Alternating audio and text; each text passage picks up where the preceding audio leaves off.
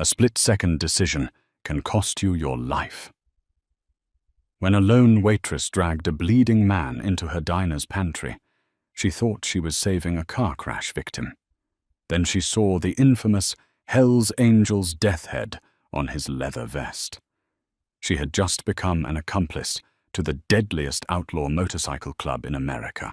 The Starlight Diner sat like a forgotten beacon on a desolate stretch of Interstate 40, just 20 miles outside of Barstow, California. It was the kind of place that catered to insomniacs, weary long-haul truckers, and people running from their pasts. Chloe Bennett belonged to the latter category. At 28, she had spent the last 2 years moving across state lines, trying to put as much distance as possible between herself and an abusive ex-fiancé who had promised to put her in the ground. The graveyard shift at the Starlight offered her the anonymity she craved. Nobody asked questions at 3 in the morning. Outside, a rare Mojave Desert thunderstorm was raging. Rain lashed against the large, grease-stained plate glass windows, and the diner's neon sign buzzed ominously, flickering a blood-red glow across the empty parking lot. Chloe stood behind the counter, a damp rag in hand, wiping down the Formica surface for the 4th time that hour. The diner was completely empty. The cook, an older man named Hector, had called in sick, leaving Chloe entirely alone to manage the front and the grill. At exactly 3:14 a.m., the bell above the heavy glass door chimed violently. Chloe looked up, expecting a drenched trucker looking for black coffee. Instead, the door swung wide open, slamming against the adjacent wall with a sharp crack. A man stumbled over the threshold. He was massive, easily 6'4" and pushing 250 pounds. He didn't walk, he swayed, leaning heavily against the nearest booth. "Hey, mister, we're open."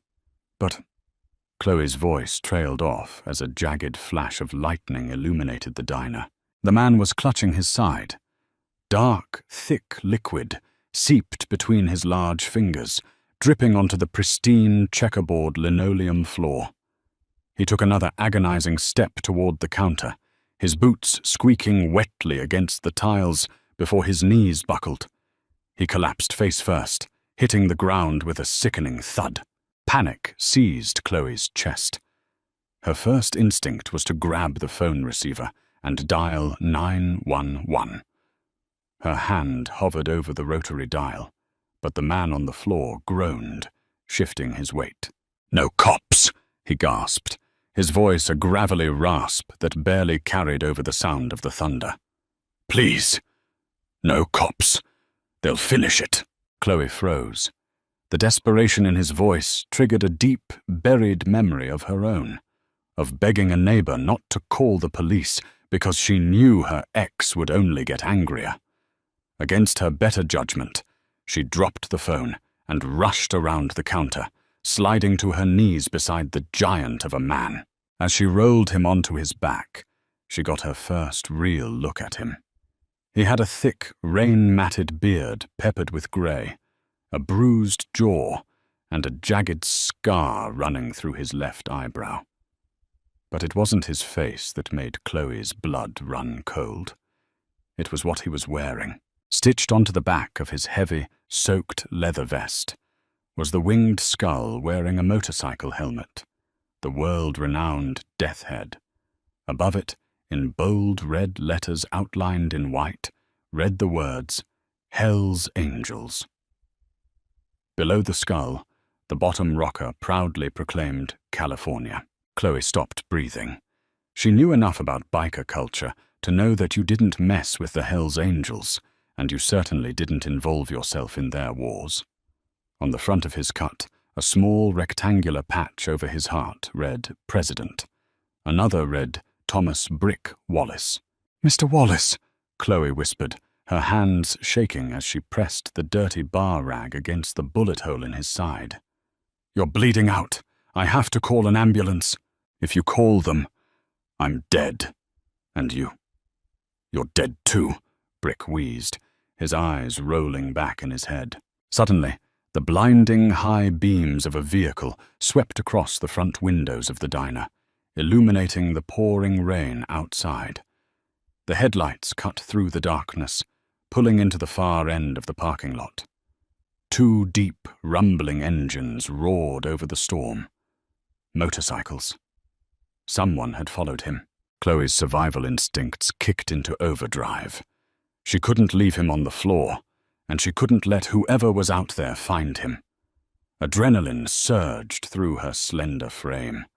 She grabbed Brick by the thick leather collar of his sacred cut, digging her heels into the linoleum. "Come on, you have to help me," she hissed, straining every muscle in her body. Brick gritted his teeth, finding a reserve of agonizing strength. Using his good arm, he pushed off the floor, allowing Chloe to drag him backward. His heavy boots left a thick, smeared trail of crimson across the tiles. They stumbled behind the counter, knocking over a stack of plastic menus, and staggered towards the back of the diner. Chloe shoved open the heavy wooden door to the dry storage pantry. The room was pitch black, smelling strongly of raw flour, canned peaches, and old cardboard. She dragged Brick into the darkest corner, behind a towering stack of 50-pound potato sacks. He slumped against the wall, his breathing shallow and ragged. "Don't make a sound," Chloe whispered, her heart hammering against her ribs like a trapped bird. She sprinted back out into the main diner. The headlights outside had cut off. Heavy footsteps crunched on the gravel outside the front door. Chloe stared in horror at the massive smear of blood leading from the entrance to the counter. Grabbing a mop and a bucket of heavy-duty industrial bleach left by the sink, she sloshed the chemical across the floor. To mask the color of the remaining blood, she grabbed a glass bottle of cherry pie syrup from the shelf and smashed it directly onto the floor where Brick had fallen. The thick, dark red syrup exploded outward, mixing with the bleach and the blood. She was on her hands and knees, frantically scrubbing the floor with a towel.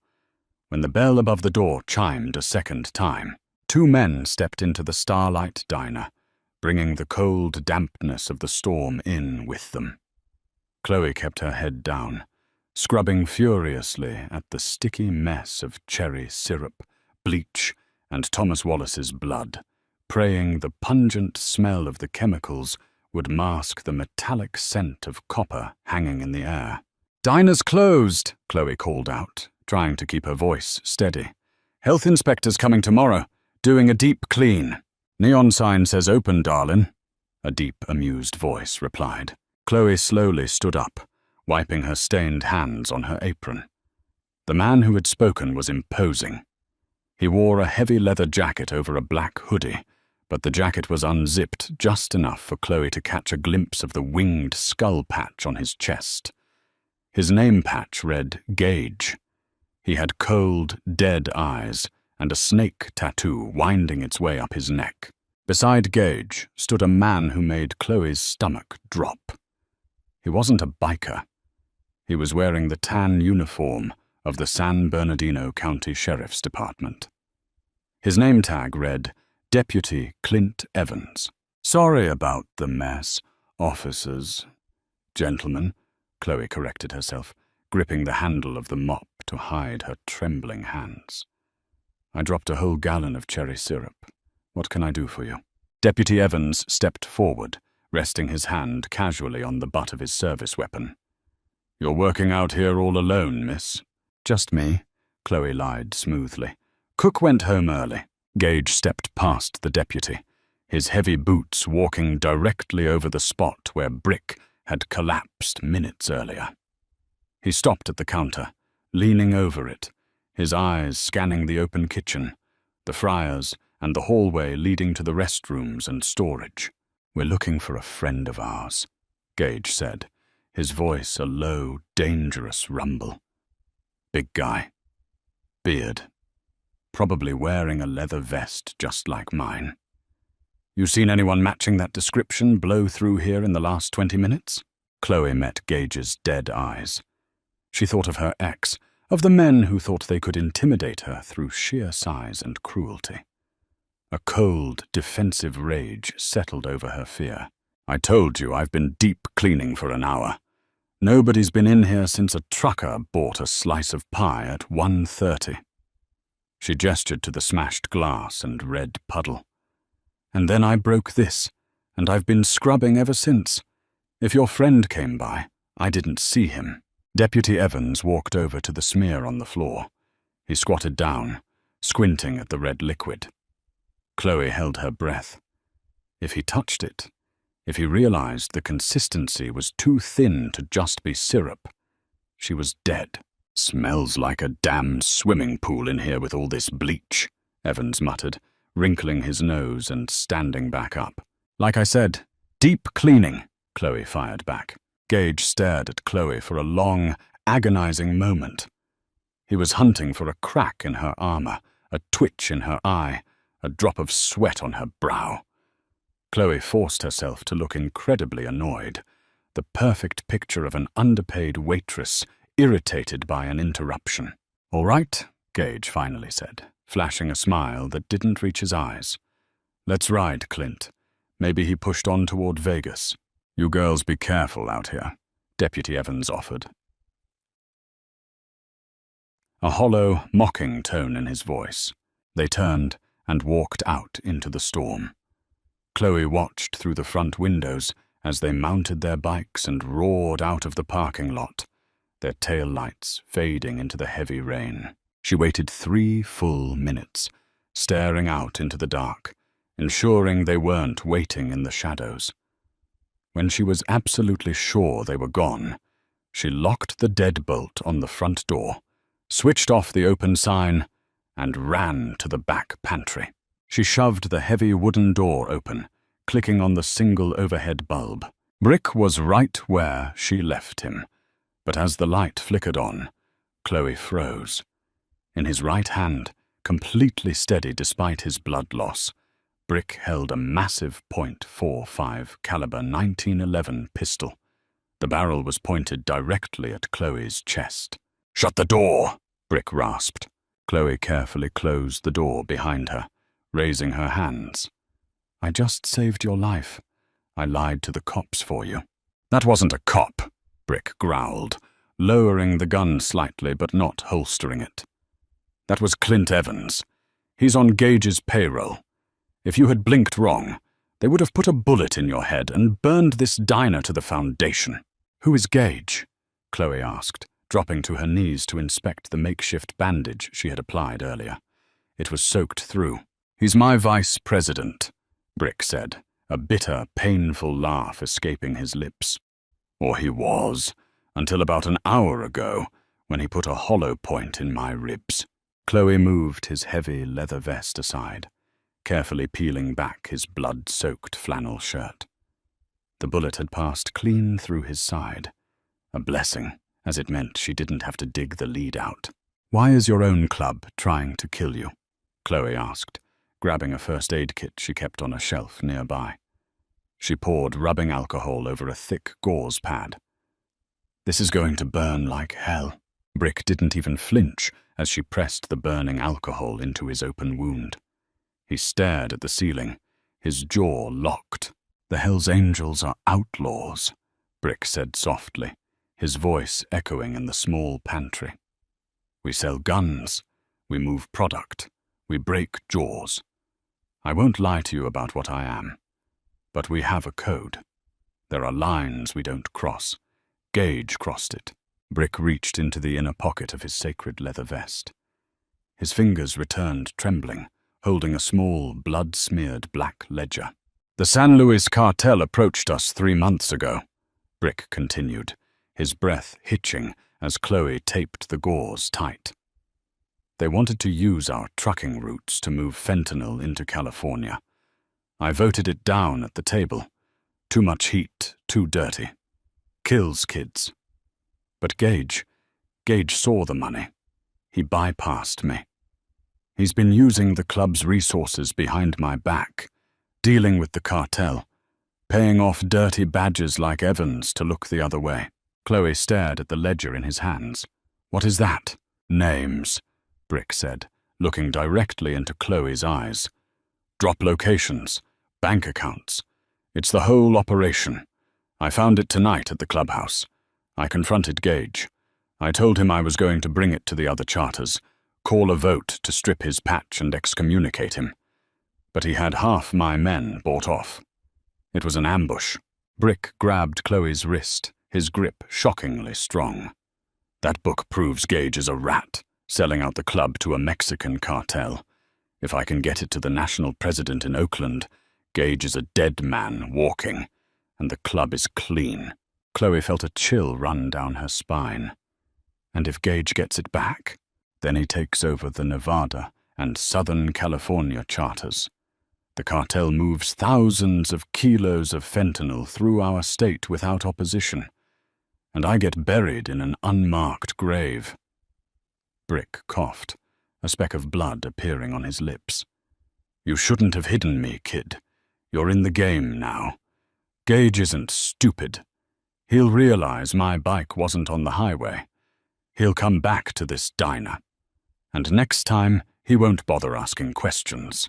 The harsh reality of Brick's words hung in the suffocating air of the pantry. Chloe looked at the massive biker, his skin pale and clammy beneath the harsh glare of the single overhead bulb. He was right. Gage was a predator, and predators didn't just walk away when the scent went cold. They doubled back. "We can't stay here," Chloe said, her voice dropping to an urgent whisper. "My car is parked out back behind the dumpsters. It's a beat-up Ford Taurus, but it runs. If I can get you to the passenger side, we can take the dirt access roads. They won't see us on the interstate." "You're not thinking clearly, kid," Brick grunted, adjusting his grip on the .45 pistol. "Gage has Evans. That means he has police radios. He's got state troopers and county deputies looking the other way, or actively hunting me down. The second we hit the road, we're sitting ducks." Before Chloe could argue, a sound cut through the relentless drumming of the rain on the tin roof. It was a low, guttural vibration that rattled the canned goods on the shelves. It wasn't just two motorcycles this time. It was a pack. Chloe crept out of the pantry, keeping low behind the front counter, and peeked over the edge of the pie display case.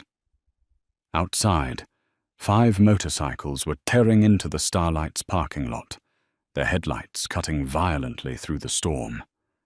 Gage and Deputy Evans had returned, bringing reinforcements. 3 massive men dismounted, wielding heavy steel crowbars and sawed-off shotguns. Gage walked directly to the front door and tested the handle. Finding the deadbolt locked, he didn't even hesitate. He raised a booted foot and kicked the heavy plate glass door. The glass shattered with an explosive crash, raining jagged shards across the linoleum floor. "I know you're in there, Brick," Gage's voice bellowed, echoing off the diner's aluminum paneling. "Found your pan head, stashed behind the billboard a mile down the road. You didn't walk far bleeding like a stuck pig." Chloe scrambled back to the pantry on her hands and knees. Her heart hammered a frantic rhythm against her ribs. For 2 years, she had run. She had changed her name, her hair color, and her life to hide from a man who wanted to hurt her. Now, she was trapped in a box with a dying outlaw, and 5 heavily armed killers outside. "They're inside," Chloe gasped, sliding the heavy pantry door shut and locking the flimsy deadbolt. Brick didn't look afraid. A cold, terrifying calm washed over his weathered face. He reached out with his bloody left hand and shoved the black ledger into Chloe's apron pocket. "Listen to me," Brick whispered, his eyes locking onto hers. "When they breach this room, I'm going to empty this clip. You stay low. You crawl out the back loading dock, and you run to your car. You drive north to Oakland. You ask for a man named Jackson Bear Halloway. You give him that book, and you tell him Brick sent you." "I am not leaving you here to die," Chloe shot back, her voice shaking, but laced with a sudden, fierce defiance. She had spent too much of her life feeling helpless. She was done running. Chloe stood up, reached behind the top shelf of the pantry, and pulled down a long canvas bag. Hector, the paranoid night cook, had always told her he kept a little insurance in the back, just in case the register ever got held up. She unzipped the bag, revealing a sleek, pump-action Mossberg 500 shotgun and a bandolier of heavy buckshot shells. Brick raised an eyebrow, genuinely impressed. "You know how to use that thing, Waitress?" "My daddy was a hunter in Montana," Chloe said, chambering around with a loud, satisfying clack that echoed in the small space. "I know how to shoot." Outside the pantry, heavy boots stomped through the kitchen. Pots and pans crashed to the floor as Gage's men tore the place apart. "Check the back rooms," Gage yelled, "and find that lying little Waitress. I want her tongue cut out for making me look stupid." Footsteps approached the pantry door. The doorknob rattled aggressively. "Locked," a gruff voice called out. "Shoot the hinges, Colton," Gage ordered from the hallway. Chloe didn't wait. She leveled the Mossberg at the center of the wooden door and pulled the trigger. The blast was deafening in the enclosed space. A massive hole exploded through the wood, followed by a scream of pure agony from the other side. Colton collapsed, his shotgun clattering against the tile floor. "They're in the pantry," another biker roared. "Give 'em hell, kid," Brick grinned, pushing himself up to a kneeling position, bracing his heavy pistol against a sack of flour. The diner erupted into chaos. A hail of bullets tore through the pantry door, shredding the wood into splinters. Cans of tomatoes and peaches exploded, raining sticky syrup and red paste over Chloe and Brick. Chloe pressed her back against the cinder block wall, pumping another shell into the chamber. "Evans, get a tear gas canister from your cruiser!" Gage screamed over the gunfire. "I'm not dying for your cartel payout, Gage," Deputy Evans yelled back, his voice trembling with panic. "This wasn't part of the deal." "You're in it now, Badge." Brick caught Chloe's eye and nodded toward the loading dock door at the back of the pantry. It was their only exit. "Cover me!" Brick yelled. Chloe swung out from behind the shelving unit, blindly firing the shotgun through the shredded door. The booming spread of the buckshot forced the bikers in the hallway to dive for cover. Taking advantage of the suppressive fire, Brick threw his massive weight against the heavy metal loading dock door, bursting out into the freezing rain of the alleyway. Chloe followed a split second later, the cold air biting at her lungs. They scrambled behind the rusting metal of the commercial dumpsters, just as Gage and a biker named Jace burst through the pantry, firing wildly into the alley. "Flank them!" Gage commanded. Jace vaulted off the loading dock, splashing into the muddy puddles, an assault rifle raised to his shoulder.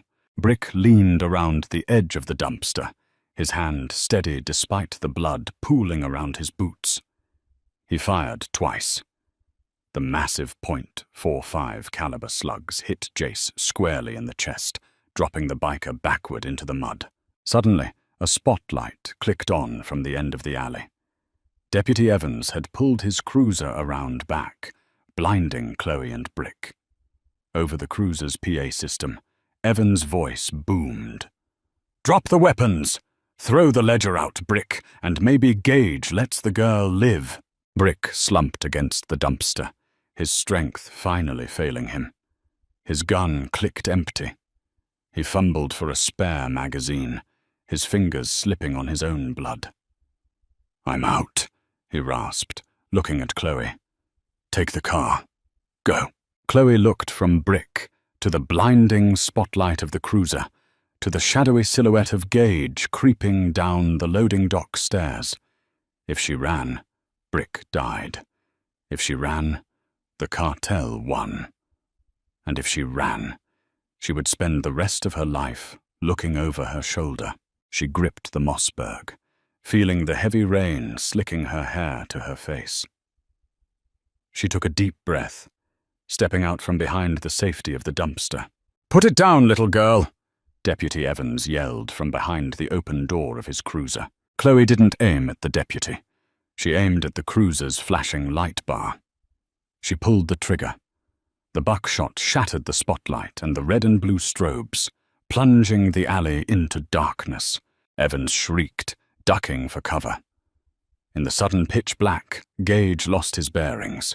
He fired wildly in Chloe's direction, the muzzle flash illuminating his position. That was the mistake. Brick, summoning the absolute last ounce of his strength, lunged forward from the darkness. He tackled Gage, driving the much younger man into the brick wall of the diner. The two massive outlaws grappled in the mud, fighting for control of Gage's weapon. "You sold us out," Brick roared, delivering a crushing headbutt to Gage's face. Gage grunted, slamming his knee into Brick's bullet wound. Brick gasped in agony, his grip faltering. Gage raised his weapon, pointing it directly at Brick's head. A deafening blast echoed through the alley. Gage froze. He looked down at his chest, a look of absolute shock twisting his features. He crumpled to the ground, dead before he hit the mud. Chloe stood 10 feet away, the smoking barrel of the Mossberg lowered. She racked the pump, ejecting the spent shell, and leveled the gun at the police cruiser. "Evans!" Chloe screamed, her voice cutting through the storm like a blade. "Start the car and drive away, or I put the next one through your engine block." Tires screeched as the corrupt deputy threw the cruiser into reverse, tearing out of the parking lot and abandoning his dead partners in the mud. Silence fell over the Starlight Diner, broken only by the steady drum of the rain. Chloe dropped the shotgun, her knees finally giving out. She crawled through the mud to Brick. The giant biker was bleeding heavily, but he was breathing. He looked up at her, a weak, blood-stained smile crossing his lips. "Remind me, never to tip you under 20%, Brick whispered before passing out. 2 days later, in a heavily fortified hospital room in Oakland, California, Thomas Brick Wallace opened his eyes. Sitting in the chair beside his bed was Jackson Bear Halloway, the national president of the Hells Angels. "You made it, brother," Jackson said, his voice like grinding stones. "The ledger?" Brick asked weakly.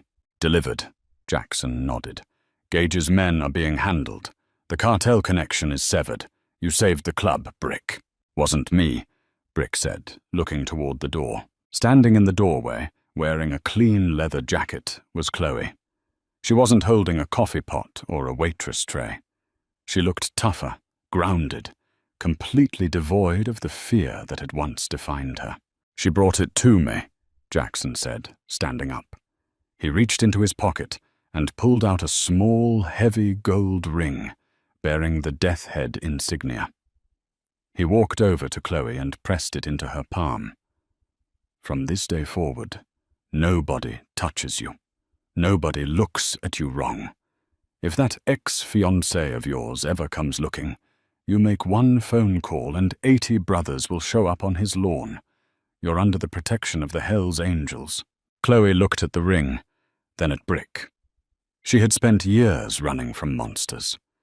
She never expected that her salvation would come from hiding one. If this pulse-pounding, true story of survival, betrayal, and outlaw justice kept you on the edge of your seat, make sure to smash that like button.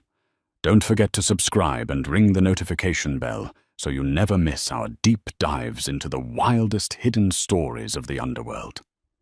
Share this video with your friends and let us know in the comments below. Would you have risked it all to save a stranger? See you in the next one. It was just a battered piece of photographic paper, faded at the edges and creased down the middle. To the street thugs who stole it, it was garbage. To 72-year-old Arthur Higgins, it was his breathing heart, the very last picture of his late wife. Within hours, the Hells Angels made those thieves wish they had never been born. The rain was coming down in thick gray sheets over Oakland, California, hammering against the corrugated tin roof of Arthur Higgins' detached garage. It was a Tuesday night in late November, the kind of night that soaked right through to the bone. At 72, Arthur's bones already ached enough. He sat in his worn recliner, nursing a mug of black coffee that had gone cold an hour ago, staring blankly at the muted television. Arthur was a man carved from a different era. His forearms, though thinning with age, were still wrapped in the faded blue-green ink of tattoos he'd gotten in the late 1970s. For 30 years he had been a heavy diesel mechanic, wrenching on big rigs until his arthritis forced him to hand over his tools.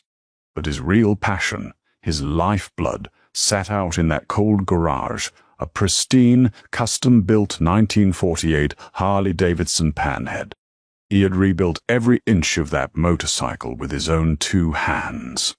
Yet the bike's true value had nothing to do with chrome or horsepower.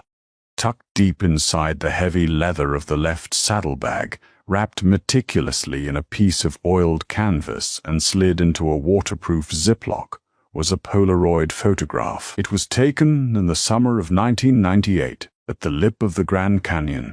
In the photo, his wife Martha was leaning back against the sissy bar of the Panhead, her wild blonde hair whipped across her smiling face, laughing at something Arthur had just said off camera. 3 years ago, pancreatic cancer had taken Martha in a matter of brutal, agonizing months. In the chaos of hospital bills, moving to a smaller house, and the blinding fog of grief, a basement flood had destroyed the boxes containing their family photo albums. That single heavily protected Polaroid in the saddlebag was the only surviving photograph Arthur had of the woman he had loved for 4 decades. At 1:14 a.m., a sharp, unnatural crack echoed through the drumming rain. Arthur bolted upright. The sound hadn't come from the street. It came from the backyard, from the garage. Ignoring the sharp pain in his knees, Arthur grabbed the heavy steel maglite flashlight he kept by the door and stepped out into the freezing downpour. He didn't bother with a coat. He crossed the muddy grass, his heart pounding a frantic rhythm against his ribs. As he rounded the corner of the house, the beam of his flashlight cut through the darkness and illuminated a nightmare. The heavy wooden double doors of his garage were splintered. The solid steel padlock lay in the mud, sheared clean in half by industrial bolt cutters. "No," Arthur rasped, his voice barely audible over the rain. "No, no, no." He rushed inside, flicking the light switch. The bare bulb buzzed to life, casting harsh shadows across the empty concrete floor. The drip pans were there. His toolbox was there. But the center of the room was empty. The panhead was gone. Arthur dropped the flashlight. It clattered against the concrete, the beam spinning wildly before settling on a puddle of muddy water mixed with fresh oil drops leading out to the alley. He fell to his knees, his hands trembling violently. He didn't care about the thousands of dollars worth of vintage motorcycle parts. He didn't care about the engine he had meticulously tuned. Martha. He choked out, the tears finally mixing with the rain dripping from his face. It took 20 minutes for the Oakland Police Department to arrive. 2 young patrolmen, Officer Miller and Officer Jenkins, stepped out of their cruiser, their uniforms shielded by bright yellow raincoats. They walked the perimeter, shining their flashlights into the alleyway, looking thoroughly unimpressed by the tragedy that had just destroyed Arthur's world. "Looks like a professional snatch and grab, Mr. Higgins," Officer Miller said, clicking his pen and scribbling on a soaked notepad. Vintage Harleys are highly targeted. They likely backed a box truck right up to the alley, rolled it in, and were gone in 60 seconds. "You have to find it," Arthur pleaded, gripping the officer's sleeve. "I don't care about the insurance money. There's a picture in the saddlebag." It's the last picture of my wife. She passed away. It's all I have left. But Officer Jenkins offered a sympathetic but entirely hollow sigh. We'll put out a bolo bee on the lookout for the bike, sir. But I have to be honest with you, these rings work fast. By tomorrow morning, that bike will either be in a shipping container bound for overseas, or it'll be stripped down to the frame and sold for parts. Any personal items in the bags are usually tossed in a dumpster. Arthur stared at them, a cold, dark realization settling over him. The police were treating this like a statistic. To them it was just another property theft in a city plagued by property theft. They would file the paperwork, hand it off to a detective who already had 100 open cases, and the Panhead and Martha's smile would vanish into the criminal underworld forever. He watched the cruiser pull away, its red and blue lights fading into the foggy night. Arthur walked back into his house, dripping wet, shivering and entirely alone. He walked into his bedroom and opened the bottom drawer of his dresser. He pushed aside a stack of old flannels and pulled out a small, dusty wooden cigar box. Inside was a small, leather-bound address book, its pages yellowed and brittle. Arthur hadn't opened this book in over 10 years. He had walked away from the rougher edges of his youth when he married Martha. But Arthur Higgins was not just a retired mechanic. Back in the day, he had run with men who lived outside the boundaries of polite society. He had fixed their bikes, patched up their engines, and on one particular night in Sturgis in 1989, he had taken a heavy beating to protect one of their rising leaders from a rival gang. He flipped through the pages until he found a number scrawled in thick black ink under the name Bronson. Arthur picked up his rotary phone, his arthritic finger dialing the numbers with desperate precision. The law had told him there was no hope. It was time to call the outlaws. The phone rang 4 times before a gravelly, deep voice answered. Background, noise-heavy bass from a jukebox, the clinking of beer bottles, and rough laughter bled through the receiver.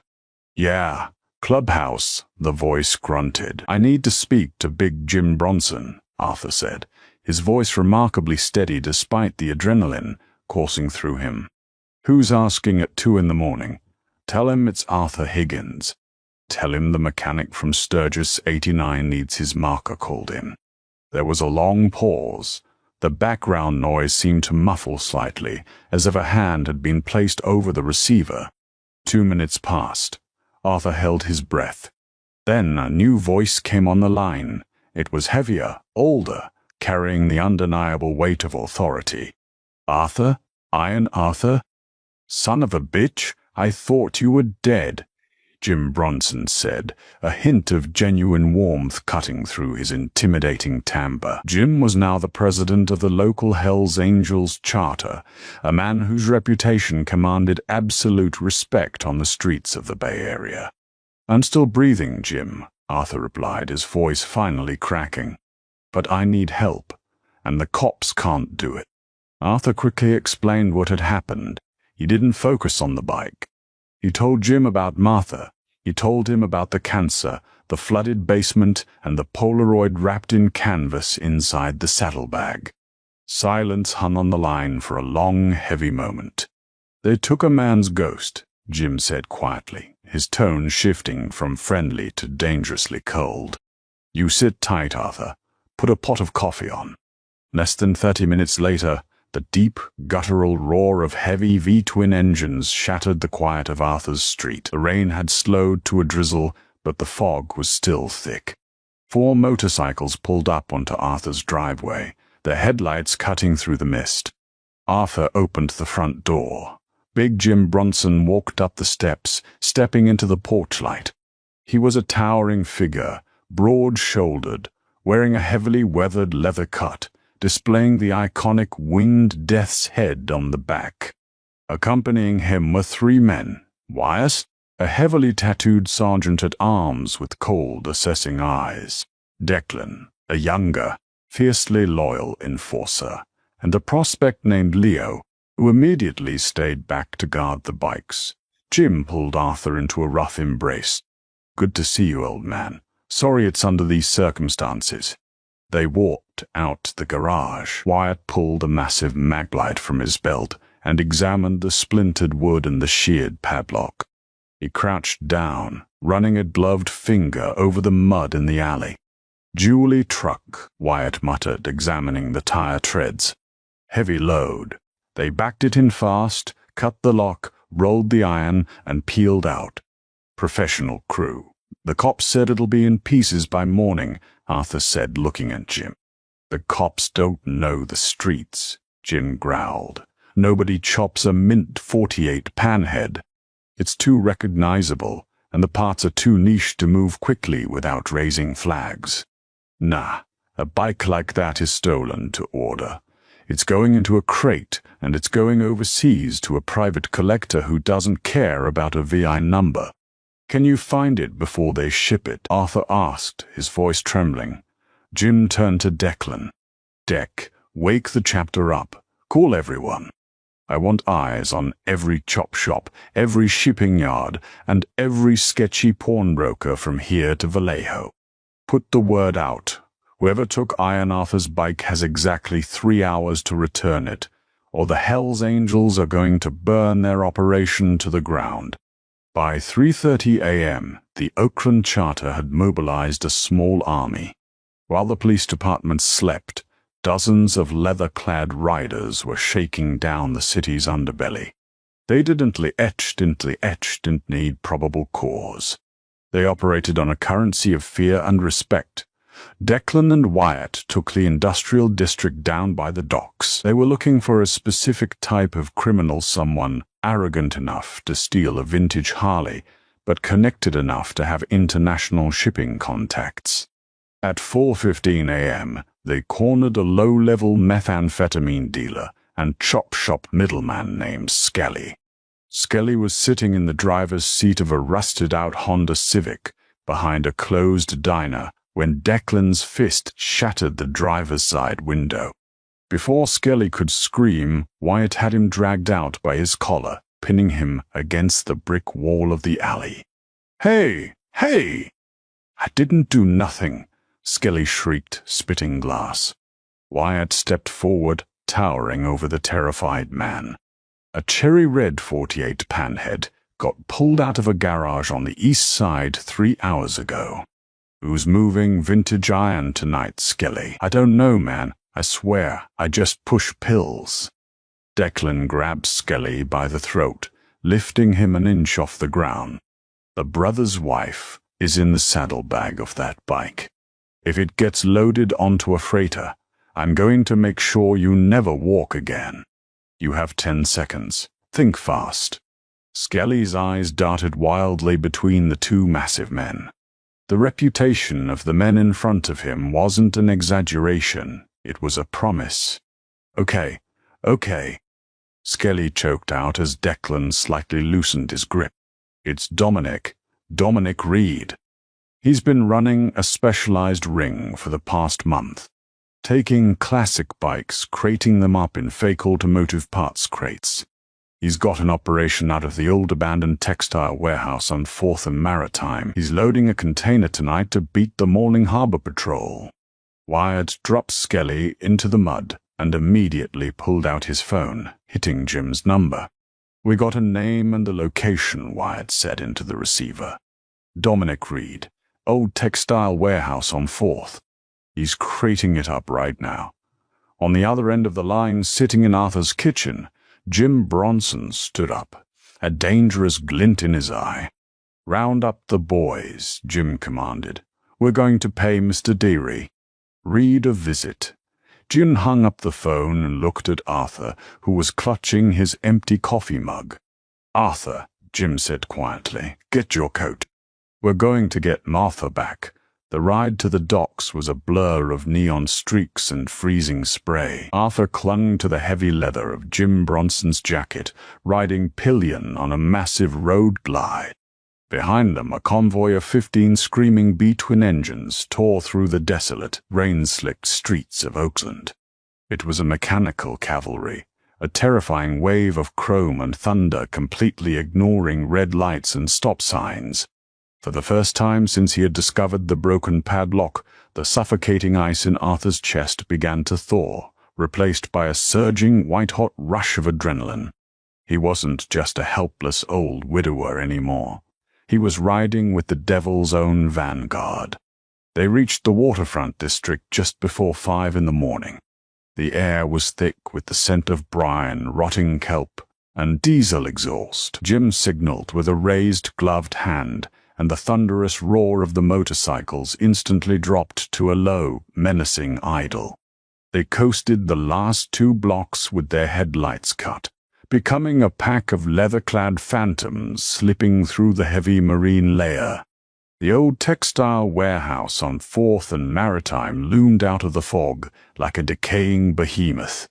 Its windows were shattered or boarded over, and the surrounding chain-link fence was overgrown with dead weeds. However, a sliver of harsh, halogen light bled from beneath a massive corrugated steel loading bay door at the rear.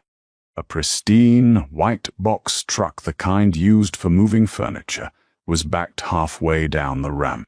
Jim killed his engine, the others followed suit. The sudden silence was absolute, broken only by the distant wail of a foghorn.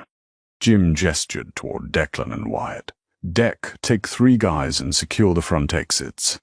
Wyatt, you're with me." "We're going through the loading bay," Jim whispered, his voice a low, authoritative rumble. He turned to Arthur. "Stay right behind me. You point out your bike.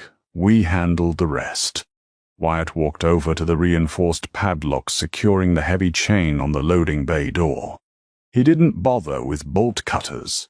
He drew a heavy, short-barreled shotgun from a custom scabbard strapped to his bike, pressed the muzzle directly against the steel lock, and pulled the trigger. The blast was deafening in the enclosed alleyway. The lock disintegrated into a spray of metal shrapnel. Before the echo could even fade, Jim and 2 other massive bikers grabbed the heavy chain at the bottom of the corrugated door and heaved upward. The door screamed on rusted tracks, flying open to reveal the blindingly bright interior of the chop shop. "Nobody moves," Jim roared, stepping into the warehouse with the presence of a conquering warlord. Inside, the scene was one of frantic, illicit industry. Piles of motorcycle frames, engines on hoists, and power tools were scattered across the concrete floor. 4 men were in the center of the room. 2 were operating a forklift, while the other 2, including a slick-haired man in an expensive leather jacket who could only be Dominic Reed, were physically pushing Arthur's beloved 1948 panhead onto a wooden shipping pallet. They had already begun wrapping the front forks in heavy industrial plastic. Dominic Reed's head snapped up, his face instantly draining of color as he took in the wall of heavily tattooed giants standing in his doorway. One of the men working the forklift reached instinctively for the waistband of his jeans. Wyatt racked the slide of his shotgun with a sharp, metallic clack that froze the man's hand in place. "Touch it, and I'll paint that forklift with you," Wyatt growled, stepping into the light. Dominic slowly raised his hands, adopting a placating smile that didn't reach his terrified eyes. "Gentlemen, look, whatever turf this is, I didn't know. We can work this out. I have cash. Lots of it." Jim didn't say a word. He walked slowly across the room, his heavy boots echoing off the concrete, until he was standing inches from Dominic. Jim was a foot taller and 80 pounds heavier. He reached out, grabbed Dominic by the lapels of his expensive jacket, and effortlessly slammed him backward against the side of the box truck. The impact left a dent in the aluminum siding. "You don't have enough cash in the world to buy your next breath," Jim whispered dangerously. While Jim handled the ringleader, Arthur rushed past them. His knees screamed in protest, but he didn't care. He practically threw himself at the panhead. He ran a trembling hand over the cherry-red gas tank, wiping away the smudges left by the thieves. It was relatively unharmed, but the bike wasn't what he came for. With frantic, shaking fingers, Arthur reached for the heavy leather saddlebag on the left side. He undid the brass buckles, his breath hitching in his throat. He threw the leather flap back and plunged his hand inside. He felt the rough interior of the leather. He felt a stray spark plug he kept at the bottom. But there was no canvas. There was no waterproof Ziploc bag. Arthur's heart completely stopped. He fell to his knees beside the bike, frantically digging both hands into the bag, then tearing open the right saddlebag, throwing tools and rags onto the floor. Empty. "Arthur?" Jim called out, turning away from Dominic. "You got it?" Arthur looked up, his face an ashen mask of pure, unadulterated devastation.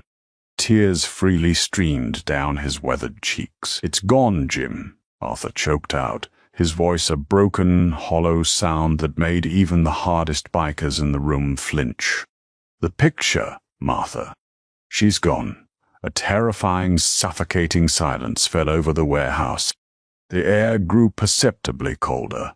Big Jim Bronson slowly turned his head back to Dominic Reed. The look in the club president's eyes was no longer just intimidating, it was murderous. "Where is it?" Jim asked, his voice barely a whisper, yet it cut through the room like a razor blade. "Where is what?" Dominic panicked, struggling against Jim's massive grip. "It's a bike. We just took the bike." "I don't know what you're talking about." Jim slammed him against the truck again, harder this time. "The saddlebags. There was a wrapped photograph in the left saddlebag. Where did you put it?" Dominic's eyes darted frantically toward a young, skinny kid standing near the forklift, trembling like a leaf. "Lenny, what did you do with the garbage in the bags?" "Tell them." Lenny looked like he was about to pass out. He backed away, putting his hands up defensively as Wyatt and Declan turned their imposing glares on him. "I didn't know." Lenny stammered, tears springing to his eyes. "We have a rule. You ditch the personal effects before you bring the iron to the warehouse. If the cops pull us over, personal items prove the theft instantly." I stripped the bags 2 blocks away from the old man's house. Arthur felt the world spinning. "Where?" He roared, finding a sudden, furious strength. He scrambled to his feet and lunged at Lenny, grabbing the boy's shirt. "Where did you throw her?" "A dumpster," Lenny sobbed. "Behind the liquor store on 8th and Elm. The blue one. I just chucked everything in there. I swear to God I didn't look at it. I'm sorry." Wyatt checked his heavy steel wristwatch. "Jim, it's 5:30 a.m. Trash pickup for the commercial district on the east side starts at 6. Tie these scumbags to the forklift," Jim ordered instantly. "Leave 'em for the cops. We ride." Now, the Hells Angels left the warehouse as quickly as they had breached it, leaving the panhead behind for the moment. The bike could wait. The photograph could not. They mounted their machines, the engines roaring to life with a desperate urgency. The ride back across town was a terrifying race against the clock. The fog was lifting, replaced by the bleak gray light of the early morning. They blew through intersections, the deafening roar of their pipes clearing the sleepy morning traffic out of their way. Arthur gripped Jim's jacket, praying to a god he hadn't spoken to in years. "Please, just this one thing. Let me keep her." They arrived at the corner of 8th and Elm at 5:52 a.m. The heavy, groaning sound of hydraulics echoed down the street. 2 blocks away, a massive green sanitation truck was slowly making its way down the alleyway, emptying dumpsters with mechanical ruthlessness. "Block the alley," Jim shouted. Declan, Wyatt, and 3 others gunned their bikes, sliding them sideways across the entrance of the alley, creating an impenetrable wall of steel and muscle directly in the path of the approaching garbage truck.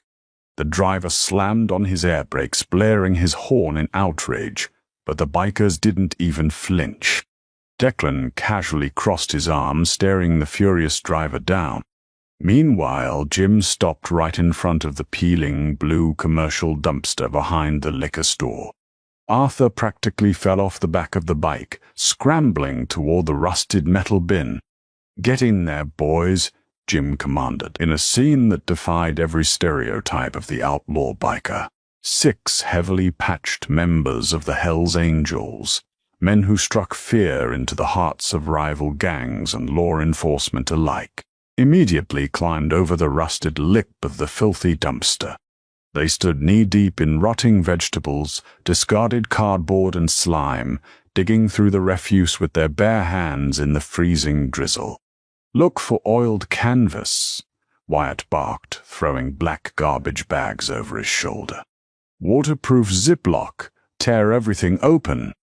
Arthur stood by the edge, his hands gripping the metal rim so hard his knuckles were entirely white. The minutes dragged on like hours. The garbage truck down the alley continued to blare its horn. Arthur's hope began to bleed out of him. It was a needle in a haystack. It was gone. "Hold up," a voice grunted from the back corner of the bin. It was Leo, the young prospect. He was holding up a rectangular bundle, coated in coffee grounds and wet ash. It was a piece of heavy, oiled canvas wrapped tightly and sealed inside a clear plastic bag. "Is this it, Iron Arthur?" Leo asked, carefully wiping the grime off the plastic with his leather sleeve. Arthur's breath caught. He reached out with trembling hands, taking the package from the young biker. He pulled the Ziploc open and unrolled the canvas. There she was, Martha, leaning against the sissy bar at the Grand Canyon, her blonde hair catching the summer wind, smiling brightly right at him. The photo was completely untouched, safe. Arthur collapsed against the side of the dumpster, clutching the photograph to his chest, burying his face in his dirty hands as heavy, uncontrollable sobs racked his body. Big Jim Bronson climbed out of the trash, wiping his hands on a relatively clean rag. He placed a massive, comforting hand on Arthur's trembling shoulder. "We got her, brother," Jim said softly, a gentle smile cracking his hardened features. "We brought her home." Later that morning, Officer Miller and Officer Jenkins received an anonymous tip from a payphone. They arrived at the warehouse on 4th and Maritime to find the biggest stolen motorcycle ring in the Bay Area, tied securely to a forklift, neatly gift-wrapped with heavy-duty zip ties, and sitting quietly in Arthur Higgins' driveway, escorted by a dozen roaring Harley-Davidsons, was a pristine 1948 Panhead. Arthur sat in his garage, the rain finally stopping, holding his coffee and looking at the Polaroid now safely framed on his workbench. The law had given up, but the Brotherhood had remembered. Arthur's incredible journey proves that sometimes the most unexpected people have the biggest hearts. It wasn't the law that saved his most precious memory, but a brotherhood that refused to leave a man behind. If Arthur and Martha's story touched your heart, please hit that like button, share this video with your friends, and subscribe to our channel for more unbelievable true stories just like this. The bell above the diner door didn't just ring. It chimed the countdown to a reckoning. 3 arrogant strangers thought they were untouchable, mocking an old man with shaking hands and a faded jacket. They had no idea they had just insulted a ghost the Hells Angels worshipped. The heat outside the diner was unforgiving, baking the cracked asphalt of Route 66 into a shimmering mirage. Inside, the Copper Skillet, a run-down establishment sitting on the ragged edge of Barstow, California, the air conditioning rattled with a desperate asthmatic wheeze. It was a Tuesday afternoon, the kind of day where time seemed to stall. In the corner booth, as far from the glaring windows as possible, sat Samuel Reddick. Sam was 76 years old, carved from the kind of weathered, unyielding granite that modern men rarely understand. Despite the stifling desert heat, he wore a faded olive-drab field jacket.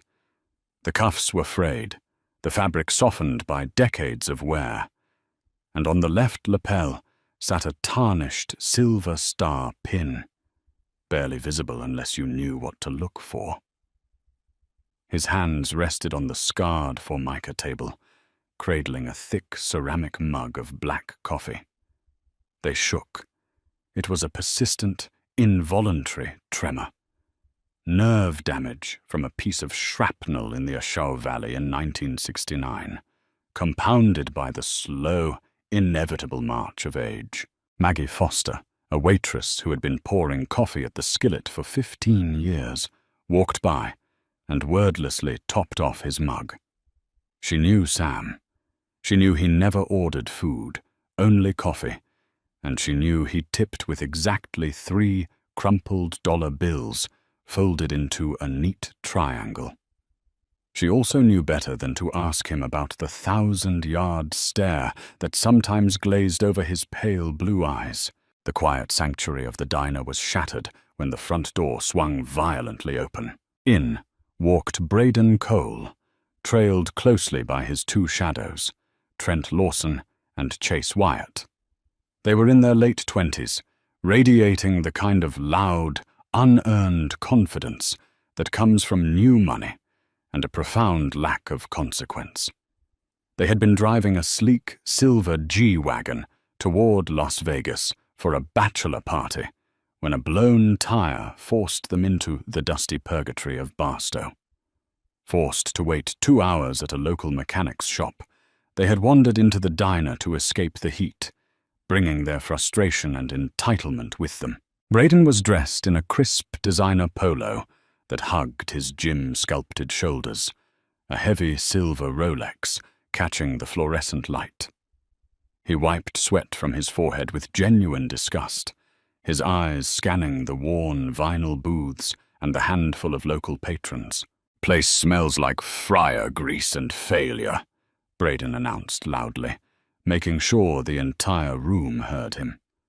Trent and Chase chuckled, taking a booth near the center of the diner. Maggie approached with a tight, professional smile. "What can I get you, boys?" "3 iced coffees, and make sure the ice is actually made from clean water, sweetheart." Braden smirked, tossing a laminated menu back onto the table without looking at it. Maggie's jaw tightened, but she nodded and walked away. As they waited, Braden's restless, mocking gaze swept the room and landed on Sam. The old veteran was still looking down at his coffee, his hands trembling slightly against the ceramic. To Braden, Sam wasn't a man. He was a prop, an easy target to entertain his friends and vent his frustration about the detour. "Hey, look at this guy," Braden muttered to Trent, nodding toward the corner booth. 100 degrees outside and Grandpa's wearing a winter coat. What do you think? Homeless or just lost his mind? "Probably both," Chase laughed, leaning over the table. "Look at him shaking. He's about to rattle himself right out of that booth." Their voices weren't hushed. In the quiet diner, the insults carried clearly over the hum of the broken air conditioner. A few other patrons looked over, their faces tight with disapproval. But no one spoke up. People rarely did anymore. Sam heard them. Of course he did. But he didn't move. He didn't blink. He just continued to watch the dark, rippling surface of his coffee. To Sam, the arrogant voices of these boys were nothing more than the buzzing of gnats. He had survived the monsoon mud of Quezon. He had listened to the deafening roar of medevac choppers drowning out the screams of his brothers. The cruel words of a silver spoon tourist were meaningless, but his silence only provoked Braden. Cowards always mistake discipline for weakness. "Hey, Pops," Braden called out, raising his voice across the diner. "The war's over. You can take the costume off. Nobody's impressed." Trent snickered, recording the interaction on his phone under the table. "Ask him if he wants a handout, Braden. That's what they always want." Maggie, returning with a tray of iced coffees, slammed the drinks onto their table harder than necessary, ice sloshing over the rims. "Leave him alone," she snapped, her voice trembling with protective anger. "He isn't bothering anyone. You boys drink your coffee and wait for your car." Braden leaned back, feigning offense, placing a hand over his heart. "Relax, Maggie. We're just making conversation with a local, just showing some respect to the elderly." He sneered the last word, pulling a $50 bill from his money clip and tossing it into a puddle of spilled water on the table. "Keep the change. Consider it a tip for the attitude." Maggie glared at him but bit her tongue, picking up her tray and walking back to the counter, casting a worried glance at Sam. Sam hadn't shifted an inch. His breathing remained slow, rhythmic, and perfectly controlled. But beneath the faded green canvas of his jacket, the muscles in his shoulders tightened. The tremor in his hands wasn't from fear. It was the physical manifestation of a cage rattling, holding back a beast he had spent 50 years trying to put to sleep. 10 minutes passed. The iced coffees were drained, but the mechanic hadn't called. Boredom set back in, and Braden's eyes drifted back to the corner booth. The fact that Sam had completely ignored him gnawed at his inflated ego,